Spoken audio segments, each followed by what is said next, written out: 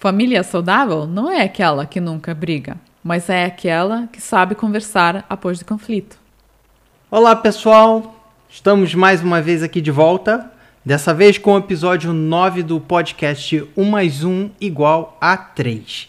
Nosso tema de hoje é família saudável, mas antes de começarmos, queremos só relembrar que estamos oferecendo nosso coaching do relacionamento, seja para casal ou seja para um solteiro que gostaria de ter um companheiro verdadeiro e ao longo prazo.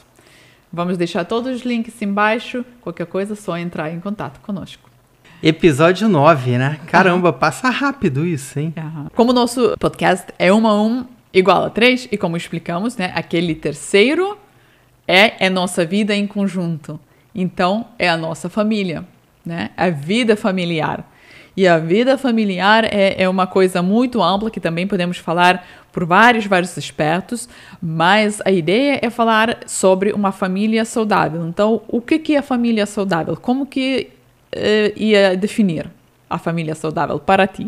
Eu acredito que seja composta por pessoas que têm as suas próprias vidas individuais, mas que dentro de um conjunto, dentro da família, cada um desempenha um papel diferente, realizando coisas diferentes, em equilíbrio. Pelo menos é a forma como eu penso que seria uma família saudável.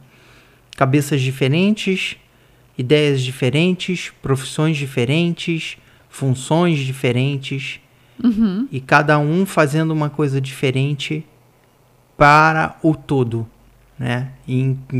Na pequena comunidade que é a família. Acredito que seja mais ou menos isso. Ok, então é interessante. Para ti é uma, vamos dizer, aquela comunidade que cada um traz seu pedacinho do input, né? Aquela coisa que cada um tem suas tarefas diferentes, tarefas de acordo com o potencial, né? De cada um. Já falamos sobre isso e já não sei qual era o episódio, mas a gente só veja a lista, né? Tá ali.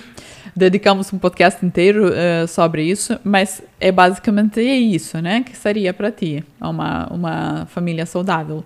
Sim, partilha o seu conhecimento, suas habilidades e realiza tarefas que sejam pertinentes e necessárias para o grupo, no caso, a família.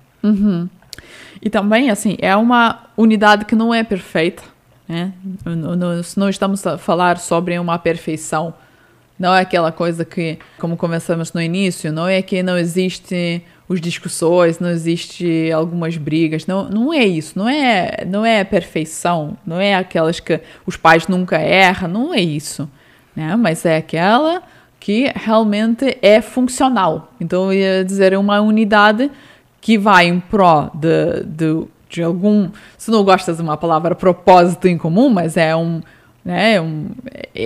pelo bem de todo mundo e de cada um dentro, e é funcional. Eu até gosto da palavra propósito. Eu não tenho nenhum problema com a palavra em si. Você tem um pequeno problema com propósito. Eu acho que a gente também vai ter que dedicar outro podcast sobre esse tema, sobre o propósito na vida, mas... Tá, é porque, enfim, eu acho melhor não falar agora, porque senão eu vou me estender a um assunto que não para esse podcast, ok? Também. Venha um próximo podcast com um assunto propósito, mas que eu penso assim, é apropriado para a família ter um propósito em comum para a gente obter algum resultado. Depende também como que interpretamos a família. Porque a família pode ser aquela família nuclear, né? Que é eu, você e o nosso filho. Mas também família é um conceito muito maior, que inclui a minha família, onde eu fui gerada, né? Que faz parte e não faz parte ao mesmo tempo, já lá vamos ver. A tua família, onde você foi gerado, que não faz parte nenhuma, mas pronto, mas também é peculiar, mas de qualquer jeito, né? Sim. A família dos dois, e como às vezes, porque como isso influencia essa família em si. Então, a família pode ser muito mais ampla do que só aquela família nuclear de homem-mulher, ou homem-homem, whatever, e os filhos, né? Sim, Eu confesso que eu já encontrei famílias relativamente grandes que funcionavam muito bem. E havia um certo equilíbrio de funções, de convívio e de tudo mais. Né? Agora, quanto maior a família, mais problemas a família tem. Pelo menos costuma ser assim. E o objetivo é fazer com que a família traga resultados, gere resultados em conjunto, para o todo. Esse é o objetivo. Dê uma educação melhor aos filhos, aos netos, aos sobrinhos. Um possa ajudar o outro nas suas necessidades. Às vezes vai construir uma casa, vai fazer uma mudança, vai fazer coisas naturais do dia a dia que a gente vai fazendo. E acaba que a família pode ajudar uns aos outros, né? Uma criança nasceu, então vamos cuidar juntos, vamos ajudar a cuidar da criança e educar a criança, enfim. Tem N funções que a família pode trabalhar em conjunto para que ela seja uma família saudável. N funções. É possível fazer tudo isso? É possível. Mas cada pessoa tem um comportamento diferente. E há muitas famílias, por exemplo, a que eu fui gerado, onde o álcool predominava e isso gerava inúmeros problemas. A violência doméstica predominava e continua gerando inúmeros problemas. Né? Mesmo eu tendo saído da família, a família continua com problemas alcoólicos, a família continua com problemas de violência doméstica. A família saudável é onde tem um apoio, uma conversa, é um respeito. E onde você pode ser você mesmo sem ser medo de rejeição, de ser rejeito, né? Agora, assim, eu venho de uma família que os trancos e barrancos é funcional, né? Aquilo não é perfeito. A gente pode, né, sempre criticar nossos pais, mesmo que eles sejam os melhores, os filhos sempre vai ter alguma coisa para dizer, como brincamos, nossos filhos sempre vai ter o que dizer para o psicólogo deles sobre os pais, isso é inevitável, mas é funcional. E de que forma funcional? A gente, às vezes, não se entende muito bem, mas a gente apoia um ou outro, especialmente quando precisa. É mais nas crises da vida um do outro, né? Que realmente tem aquele apoio. Eu sei que você veio da família que não é bem assim, que não é, vamos dizer, saudável, que não é tão funcional. Então, você já mencionou algumas coisas, mas então, o que seria uma família não saudável? Impor opiniões. Impor conceitos, impor religião. Por exemplo. Mas isso é sobre os filhos ou os pais já dentro de um casal? Cara, isso é tudo. Pode vir da parte de um tio, tia, pode vir da parte dos avós, pode vir da parte dos pais. O controle dentro da família, ele naquela família especificamente, onde eu fui gerado, era muito complicado, porque todas as pessoas queriam controlar tudo e ninguém sabia, ao menos, se controlar. O problema naquela família onde eu fui gerado é que todos queriam controlar tudo e todos, menos a si próprio. Ninguém era responsável pelas suas próprias atitudes, mas todos queriam brigar e discutir e apontar o dedo um na cara do outro pelas atitudes que os outros estavam fazendo, mas nunca olhar para si próprio e ver a própria atitude. Isso foi um dos maiores erros que eu percebi naquela família, que eu percebi quando eu era adulto, quando eu já me tornei adulto, porque quando eu era criança e adolescente eu não tinha mínima ideia do porquê que aquilo tudo estava acontecendo, porque não adianta dizer o problema é o álcool, o problema é a violência doméstica. Não, o problema não é o álcool ou a violência doméstica. O problema é o comportamento da pessoa. O álcool e a violência doméstica, ela é consequência da má educação que aquelas pessoas carregam intrinsecamente. Esse é o real problema, a má educação que elas têm. Isso gera inúmeros problemas, inclusive a violência doméstica e o alcoolismo. Teve controle, né? teve críticas e não teve muito apoio um pro outro. Apoio? Aham. O que é isso? Nada. Você sabe o que é? Não, eu sei o que é, mas naquela família não há apoio. Eles ficam interpretando, ficam ensaiando o apoio, mas efetivamente não há apoio, ok? Principalmente quando você se opõe à ideia deles. Principalmente quando você se opõe ao machismo, quando você se opõe ao álcool, quando você se opõe ao controle. Se você não concorda, você é rejeitado, não é? Absolutamente rejeitado.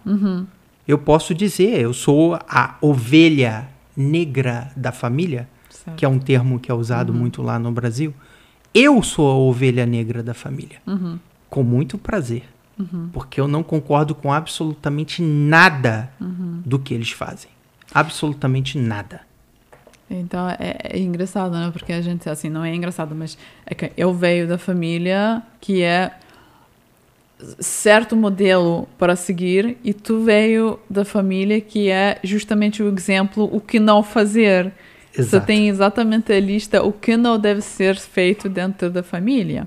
E agora, disse uma coisa interessante, né, que eu queria responder, que como tem essa frase que precisa um vilarejo para criar uma criança.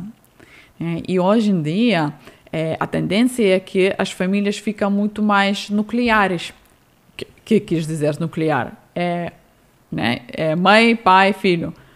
Onde já as famílias, nossos avós, não participam tanto, por vários motivos, né? Porque vivemos muito separadamente. Por exemplo, nós vivemos até no país onde nossos avós não estão ali. Sim. E está a participar de certa forma, sim, visita, mas não participa no nosso dia a dia. E assim, isso tem um bom lado e um mau lado, vamos dizer, porque por um lado seria bom, sim, esse ajuda, esse apoio para criar nossos filhos, porque realmente precisamos ajuda, né? Precisamos ajuda, literalmente precisamos um vilarejo para criar uma criança, e seria muito bom ter esse apoio da família. Por outro lado, como aconteceu na tua família, que os pais, os tios e primos e não sei mais o que se metiam na vida um dos outros. O tempo todo, mas nunca ninguém se metia na própria vida. Aham. Um dos maiores problemas comportamentais, e não é só aquela família que eu fui gerado, ok? Não é só ali. Claro, isso é muito comum. Mas também o que me surpreende mais é que se metiam sim, mas quando era para se meter para defender, né, para apoiar a vítima que estava ali, ninguém se metia, não é? Também tem isso. Exatamente. Naquilo que eles precisavam se meter para interferir efetivamente, ninguém fazia absolutamente nada. Vamos citar aqui 2 ou 3 coisas. Uma coisa, a violência doméstica dentro da minha própria casa. Segunda coisa, quando nós saímos de casa, ninguém se esforçou para ajudar em nada. Pensão, comida ou qualquer coisa assim. Então, o que é efetivamente uma família? Tu imagina eu, com a visão disso, uma criança e adolescente e na minha juventude tendo que lidar com todas essas coisas. É lógico que eu já superei tudo isso, tanto que eu já construí a minha própria família. Pronto. Então, tá tudo bem. Certo. Mas houve um processo bem intenso de modificação interna para conseguir lidar com tudo isso e poder sentar aqui no podcast e bater um papo sorrindo sobre um assunto extremamente complexo. Sim, até porque esse assunto para ti é bastante pesado, né? Porque o final é feliz. Tu tens uma excelente família, que também inclui a parte da minha família, e você faz parte total da nossa família, sim, né? sim. Estás super aceito e assim, meus pais te adoram e todo mundo acha ele super exótico, porque na Lituânia, né, um brasileiro é super exótico. Então, assim, é interessante você ter experimentado na vida esses dois lados opostos, vamos dizer assim. Sim, mas eu também agora quero falar da minha segunda família, mas a família verdadeira que eu tenho de pessoas que eu considero muito, que são pessoas que receberam a minha mãe e eu na casa deles. Né? Que é uma família de consideração. É uma família de consideração que, na verdade, é a minha verdadeira família. Logo, vamos dizer, foi a minha primeira verdadeira família. Claro, porque a família não é só de sangue. A família realmente são aquelas pessoas que te acolhem, que te cresce, né? Que te educa, que te mantenha. São as pessoas que receberam a gente na casa deles, né? No momento em que eu tinha 6 anos de idade e minha mãe estava comigo no colo e não tinha para onde ir. E fomos recebidos na casa deles e eles nos acolheram e nos ajudaram a virar o jogo, né? Então, essa é a minha verdadeira primeira família que eu tive. Porque eu quero que elas saibam o quanto de gratidão que eu tenho por eles terem feito isso por mim e pela minha mãe.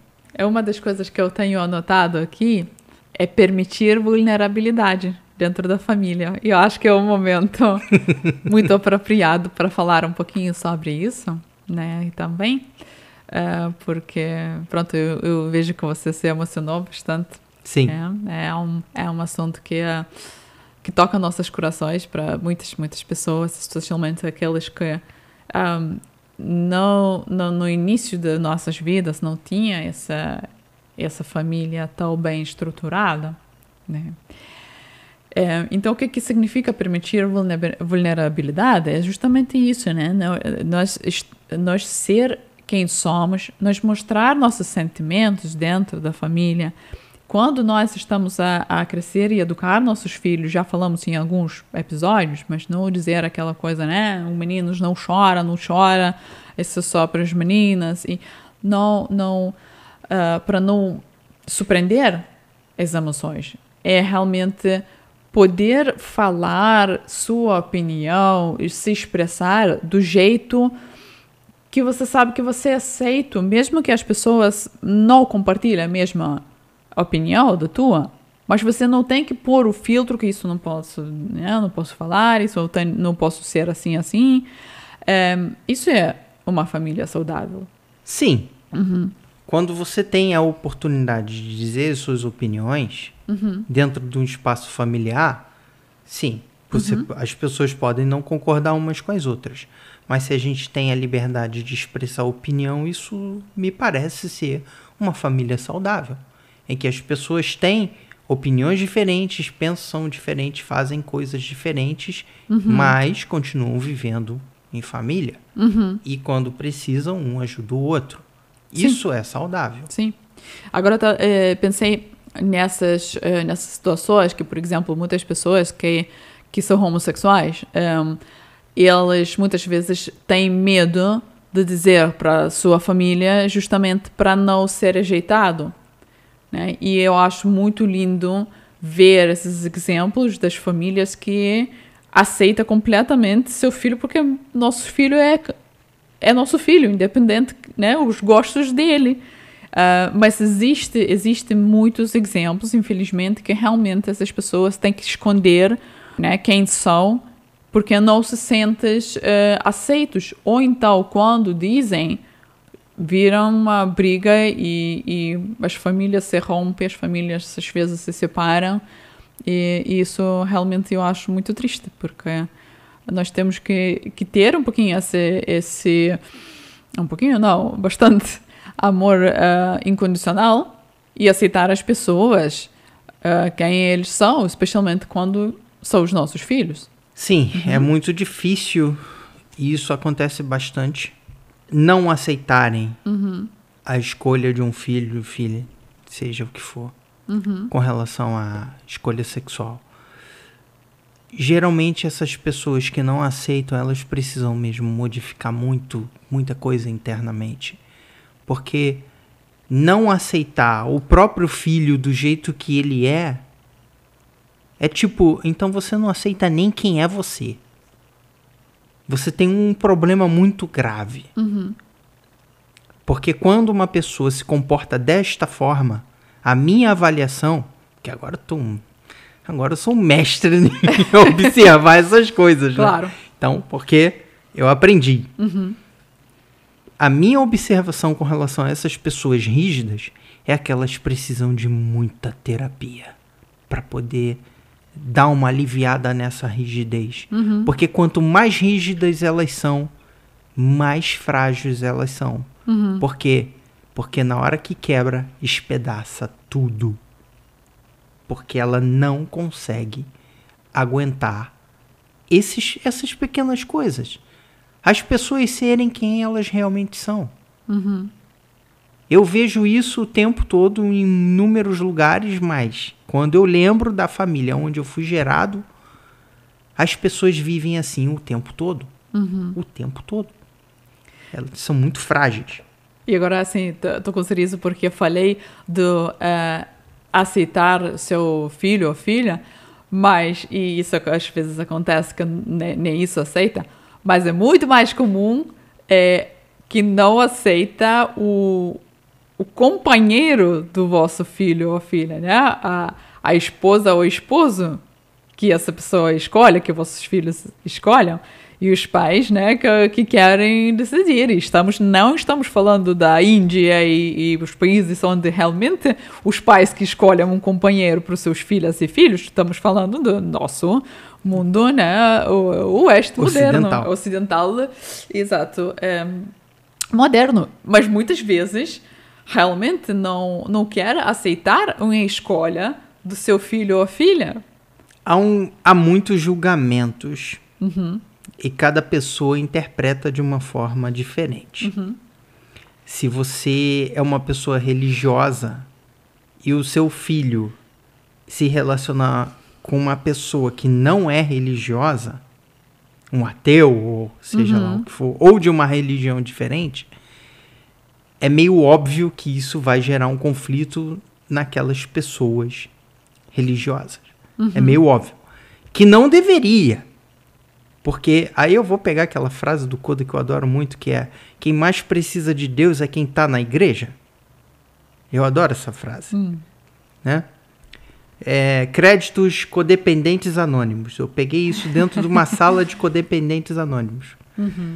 Então, as pessoas que julgam mais são as mais religiosas. As pessoas que julgam mais são as mais tementes a algo superior. São as pessoas que são mais rígidas e julgam severamente as escolhas dos filhos, dos parentes, dos primos, dos amigos, dos que forem. Mas eles esquecem o principal, que quem vai ter que viver com aquela pessoa escolhida não são eles.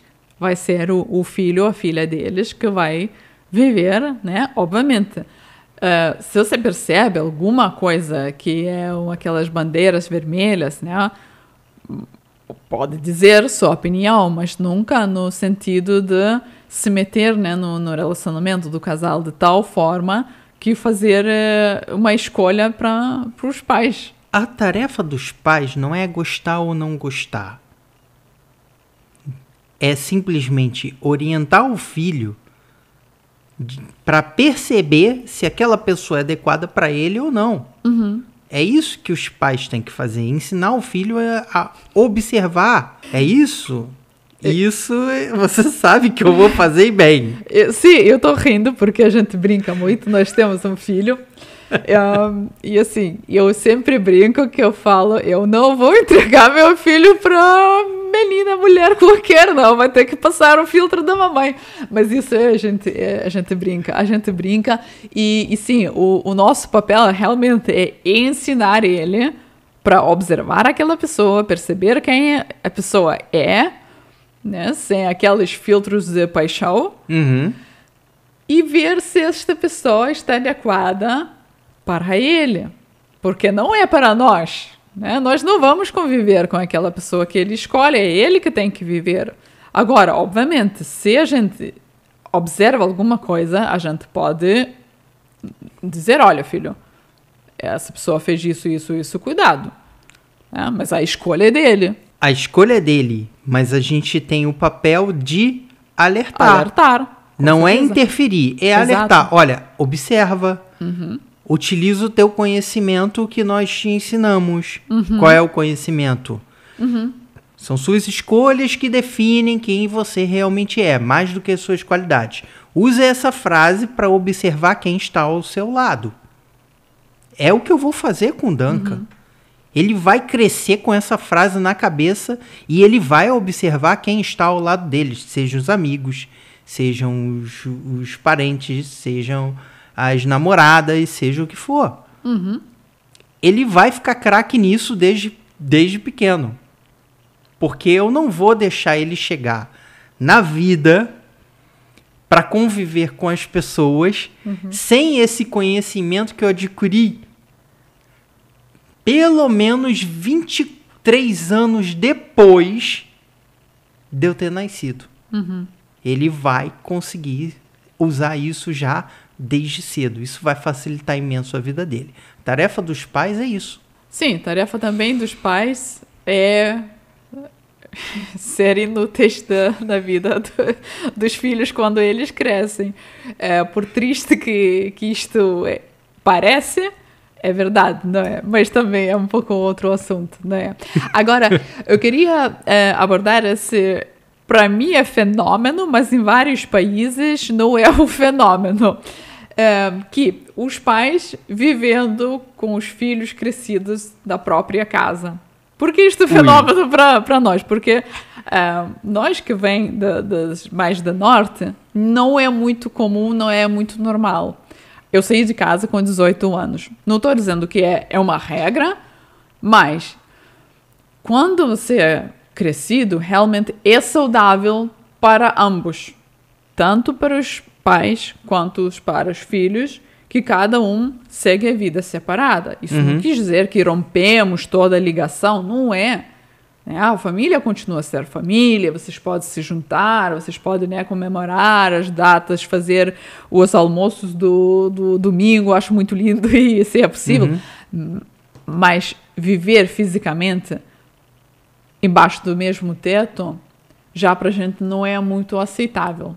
Eu posso dizer que eu demorei bastante tempo para sair de casa, devido às condições que eu vivia, né? A dificuldade de conseguir construir as coisas, e eu sou freelancer, sempre.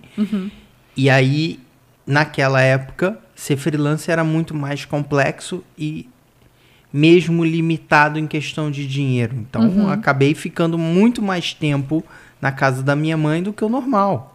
Fiquei, mais dos 30 anos de idade. Só que tinha uma diferença. Como eu sou e como minha mãe é. Minha mãe era, né? Porque ela, infelizmente ou felizmente, depende só do ponto de vista, ela já está no céu.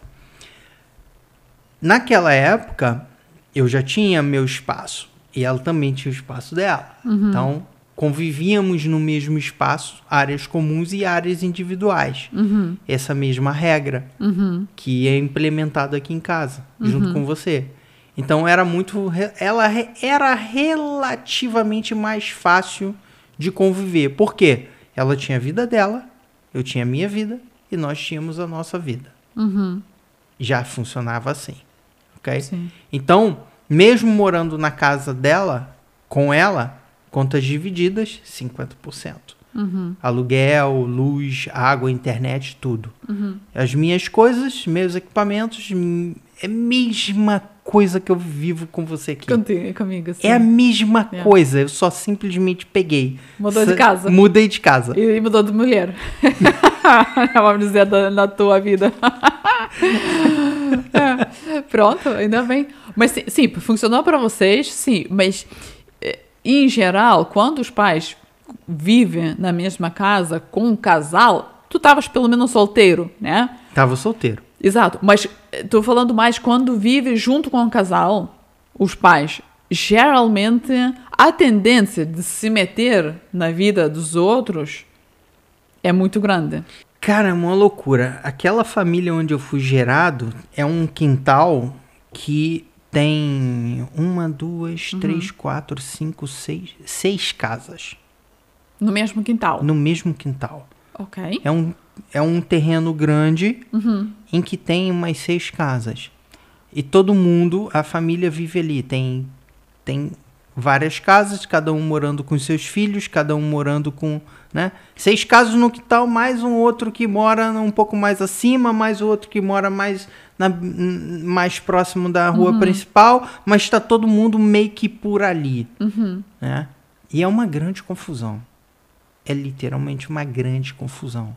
Porque todo mundo fica se metendo na vida dos outros. Exatamente. Mas naquilo que precisa se meter, não se metem. Né? Naquilo que precisam corrigir como família, não corrigem. É muito complexo isso. Enfim, siga, porque aquilo dali não tem jeito. Eles que têm que se virar para corrigir aquilo. Realmente, e nesses países como...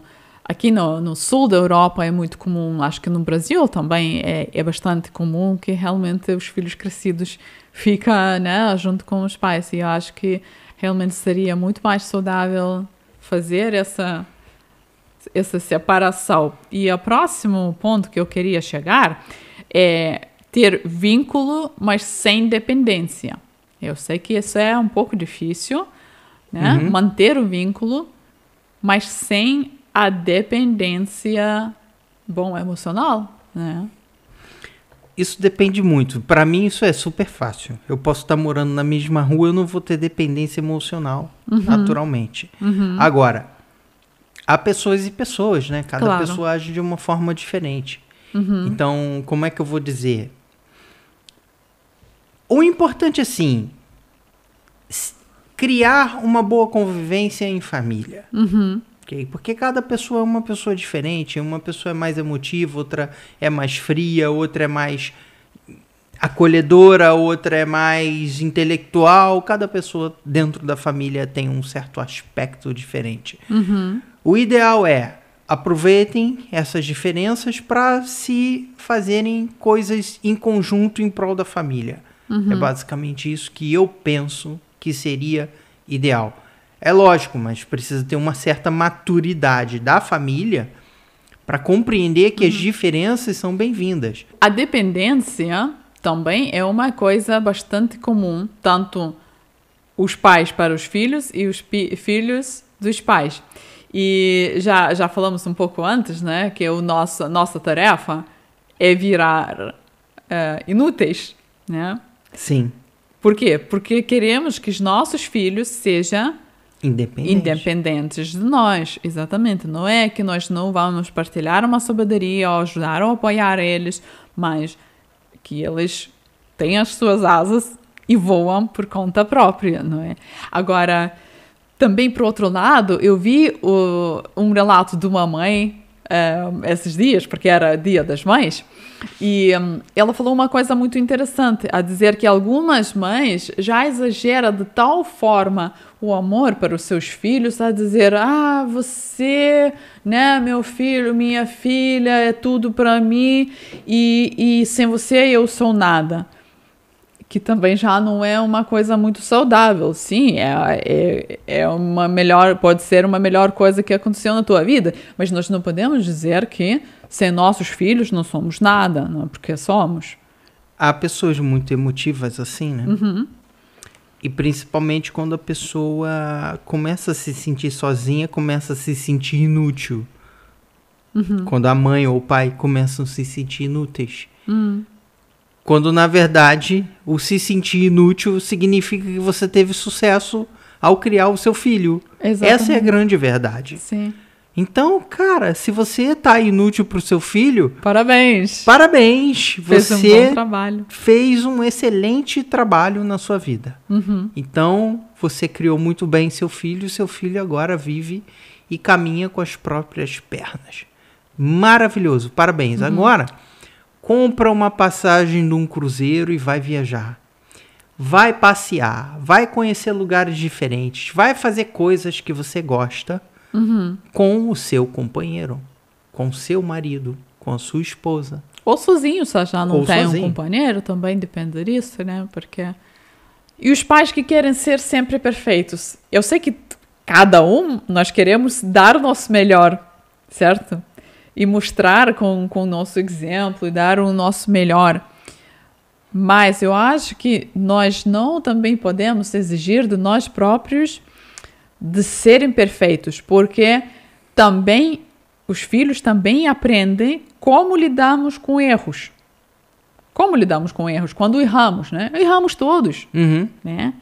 Então, eu acho que os pais também deveriam ensinar os filhos como lidar com essas situações mais difíceis, com as discussões, com algumas brigas que acontecem na família, né? É normal, isso sempre acontece, com os erros que nós fazemos com eles. O conflito, ele é meio que natural dentro da família, portanto que não se vá a algum extremo, ok?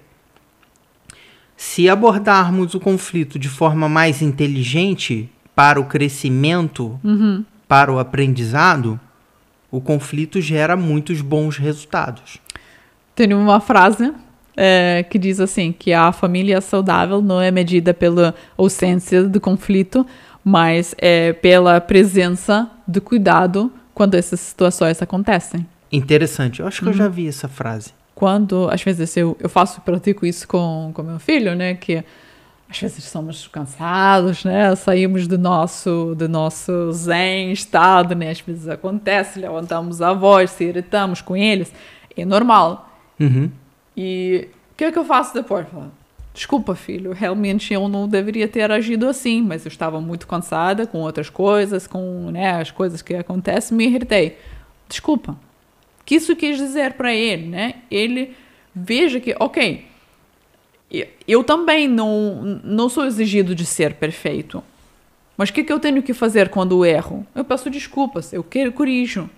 Outra vez tento, né, não fazer o mesmo erro. Mostrar vulnerabilidade aos filhos não é mal, é pelo contrário, é mostrar que você é um ser humano. Tá tudo bem. Sim. E ensinar para ele que erramos, mas podemos acertar. Novamente, permitimos vulnerabilidade e também nós influenciamos eles com o nosso exemplo, né? Porque também não é aquela coisa que faças que eu digo, mas não faça que eu faço, né? Também é isso. Bom, que mais seria uma parte da família saudável? Eu acho que é um tempo de qualidade, que eu gosto muito. Isso é uma das coisas que você mais gosta, né? E o que é o tempo de qualidade, né? O tempo de qualidade é fazer o que as pessoas gostam de fazer. É fazer o que o outro também gosta de fazer. Não é só vamos fazer somente o que eu gosto, mas vou me dispor a fazer o que o outro também gosta. O que a criança gosta, o que o parceiro gosta. Sim. Porque assim, né, o que os avós gostam. Então, aquilo que cada um tem de potencial e gerar atividades em conjunto gera uma riqueza muito grande.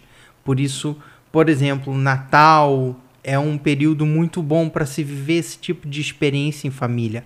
Depende da família, lógico. Aquela família onde eu fui gerado sempre dá confusão porque eles incrementam o álcool no meio do caminho. Bastava eles tirarem o álcool, tirarem a violência doméstica e agirem de forma mais sensata, iriam obter um resultado bem mais satisfatório. Mas isso é problema deles. Na nossa vida, por exemplo, nós conseguimos ter um resultado muito satisfatório no Natal. Porque a gente consegue viver experiências tranquilas, conseguimos nos reunir, conseguimos experimentar. Já alugamos uma casa em Algarve para passar em família em Natal, né? E deu super certo. Eram pessoas diferentes, etnias diferentes, conhecimentos diferentes. Nós temos na nossa família, né? Sim. Nós temos. Tem eu que sou do Brasil, você lituana junto com a sua irmã e a sua prima. E o esposo da sua prima é indiano. Temos realmente do mundo inteiro, das culturas muito diferentes agora dentro da nossa família. E isso, vocês trazem uns aspectos muito engraçados, muito diferentes, muito... coisa vira muito mais dinâmica, sabe? Sim. Isso é muito engraçado, porque... ok, o esposo da minha prima até fala, obviamente fala inglês, né? E os meus pais tá mais ou menos também, né? Tu também tá mais ou menos, mas muitas vezes é uma tradução. Eu tô traduzindo para você, ou então nós estamos traduzindo de inglês para os meus pais, né? Que meu pai, especialmente, não é tão muito bom em inglês, então... Mas essa coisa funciona e traz essa dinamismo. Essa dinâmica. Eu acho que é muito interessante. Agora eu lembrei um ato do apoio que eu queria dar como exemplo e que você já conhece, mas eu queria contar um pouquinho de história rápida.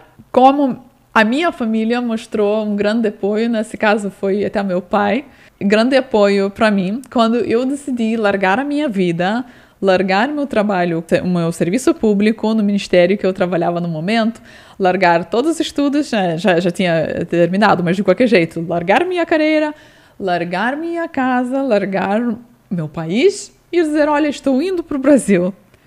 E o meu pai, em vez de dizer, olha, tu estás bem, estás passando mal, o que é que estás a fazer com a sua vida? Ele diz, olha, filha, eu tenho um cupom para uma mala, eu acho que você vai precisar. Agora eu vou me emocionar, né? Porque foi uma coisa tão simples, mas atrás desse ato simples, diz, eu te apoio, eu confio em ti, né? Voa. Se é isso que tu queres, vá. Eu te falei, né? Nós dois estamos a chorar agora, desculpa, sim. Sim. Foi um ato incrível do seu pai de apoio à sua escolha. Foi um amor incondicional que ele expressou com uma atitude. Ele não disse nada demais. Simplesmente lhe presenteou com uma mala. Para dizer, olha, cara, vai lá. Vai viver a vida do jeito que você quer viver. Eu tô aqui, eu sou seu pai, tô do seu lado. Os dois acabamos de chorar, né? Mas é isso, né? As emoções, raw emotions, como diz, as emoções nuas e cruas aqui. Sim, acontece. É porque é uma atitude verdadeira, né, cara? Isso é amor. É um amor incondicional. De dar a liberdade, de aceitar a liberdade de que seu filho já cresceu e ele pode caminhar com as próprias pernas. E foi isso que aconteceu. Exatamente. Eu acho que nessa nota a gente termina nosso podcast sobre a família saudável, né? E com mais uma frase, que a família saudável é feita de vínculos e não de obrigações. Então, eu realmente espero que cada um consegue ter ou criar uma família, se vocês não forem gerados numa família que já era tão funcional, como era no caso do Wagner, que vocês criam essa família para vocês, né? E pegam todos os exemplos, o que não fazer, e aplica que seja o melhor, e que nós queremos se vincular com nossa família porque nós queremos, porque nós amamos, porque nós gostamos daquela família, e não é só por fato e só por obrigação que somos da família, então por isso que temos que fazer X ou Y. É um grande aprendizado. De fato, eu posso dizer que eu quebrei muitos ciclos. Na verdade, eu não quebrei. Eu destruí muitos ciclos. Porque viver a família que a gente está aqui vivendo hoje é um resultado mesmo muito incrível. Para mim, principalmente. De onde eu vim. Então, agora eu olho para tudo que eu tenho e falo, eu consegui. Que era o meu último sonho. né? Eu já falei isso, talvez no último podcast. O meu último sonho era construir a família. Mas não se preocupe, eu tenho tantos outros sonhos para realizar. Que eu já construí várias ideias para frente, que a vida não acabou. Yeah. Não é isso, a vida não acabou.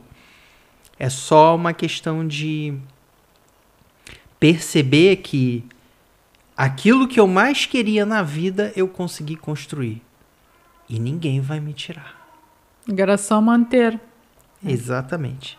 Mais uma vez, agradecemos nosso sponsor Avon Connect, que faz que o nosso podcast seja possível e também poderia fazer o vosso evento acontecer. É isso. Então, finalizando mais um podcast, emocionado, porque afinal de contas nós temos uma família saudável aqui. Nós criamos uma família saudável, né? Nós criamos uma família saudável. Espero que vocês também conseguem. E se gostaram do episódio, dá-nos um like, compartilha com aquelas pessoas que precisam e não esqueça de subscrever no canal, que assim vocês não perdem novos episódios. Até a próxima!